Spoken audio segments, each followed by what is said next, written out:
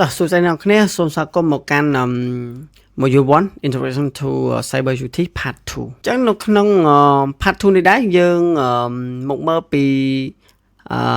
អ្វីទៅជា Cyber Warfare ឬក៏យើងហៅថាគោលបំណងនៃសង្គ្រាមបច្ចេកវិទ្យាអញ្ចឹងហេតុផលសំខាន់ក្នុងការងាកមកប្រើប្រាស់សង្គ្រាមបច្ចេកវិទ្យាឬក៏យើងហៅថា Cyber Warfare គឺដើម្បីទទួលបានឧត្តមភាពលើគូបដិបកមិនថាជាប្រទេសឬជាដៃគូប្រកួតប្រជែងឡើយ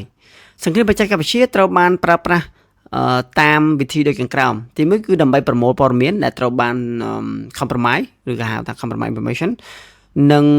អាកំបាំងផ្នែកការពិជាតិទី2គឺប្រទេសមួយឬក៏អង្គការអន្តរជាតិមួយអាចចូលរួមក្នុងសង្គ្រាមបច្ចេកវិទ្យាដើម្បីលួចអាកំបាំងផ្នែកការពិជាតិនិងប្រមូលព័ត៌មានពីបច្ចេកវិទ្យាដែលនឹងជួយកាត់បន្ថយគម្លាតនៅក្នុងឧស្សាហកម្មនិងសមត្ថភាពយោធារបស់ខ្លួនឬក៏យើងហៅថា military capability លើពីនេះទិន្នន័យដែលត្រូវបាន compromise អាច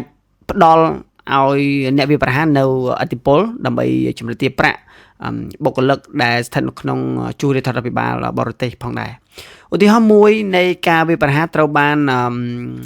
sponsor ដោយរដ្ឋឬក៏ហៅថា state sponsor attack គឺពាក់ព័ន្ធទៅនឹងមេរោគមួយឈ្មោះថា Stuxnet malware ដែលត្រូវបានបង្កើតឡើងមិនត្រឹមតែដើម្បីលួចត្រួតត្រាឬក៏យើងហៅថា hijack កុំព្យូទ័រដែលត្រូវបានកំណត់គោលដៅប៉ុណ្ណោះទេប៉ុន្តែថែមទាំងបង្កឲ្យមានការខូចខាតរូបវន្តគេហៅថា physical damage ដល់ឧបករណ៍ដែលត្រូវបានគ្រប់គ្រងដោយកុំព្យូទ័រនោះទៀតផងដែរហើយម្យ៉ាងវិញទៀតក៏មានគេហៅថាវាបានជះឥទ្ធិពលលើហេដ្ឋារចនាសម្ព័ន្ធរបស់ប្រទេសផ្សេងទៀតផងដែរក្រៅពីការស៊ើបអង្កេតឧស្សាហកម្ម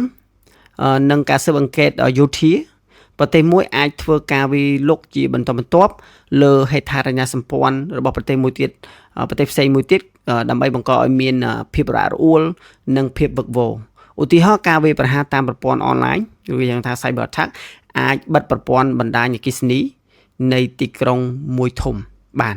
សូមពិចារណាពីផលប៉ះពាល់ប្រសិនបើករណីនេះកើតឡើងទី1ចរាចរណ៍ផ្លូវថ្នល់និងស្ទះទី2ការដោះដូរទំនិញនិងសេវាកម្មនឹងត្រូវបញ្ឈប់ទី3អ្នកជំងឺនឹងមិនអាចទទួលបានការថែទាំដែលពួកគេត្រូវការប្រសិនបើមានអាសន្នកើតឡើងទី4ការចូលប្រើប្រាស់អ៊ីនធឺណិតនឹងត្រូវរំខានតាមរយៈការបិទបណ្ដាញអគ្គិសនីនោះការវាយប្រហារតាមប្រព័ន្ធអនឡាញអាចមានផលប៉ះពាល់យ៉ាងខ្លាំងទៅលើជីវភាពរស់នៅប្រចាំថ្ងៃរបស់ប្រជាពលរដ្ឋធម្មតាសូមអរគុណសម្រាប់ការទស្សនា Part 2 នេះអញ្ចឹងយើងជួបគ្នានៅ Part 3សូមអរគុណ